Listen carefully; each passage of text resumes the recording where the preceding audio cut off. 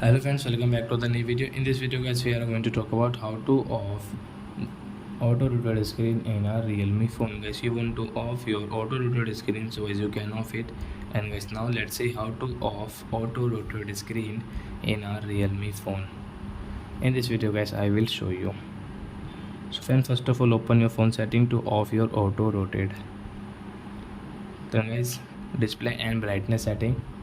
So guys, tap here and guys scroll, and guys you can see your auto rotate, so you can off from here. Then guys your auto rotate will not work. Guys you can see you will operate YouTube, then guys you can see your phone will not rotate.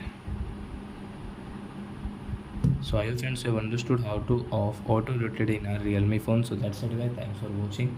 Now we will meet on next video with new topic. Before going guys, please go and like my video, subscribe my channel. Bye bye friends, thanks for watching.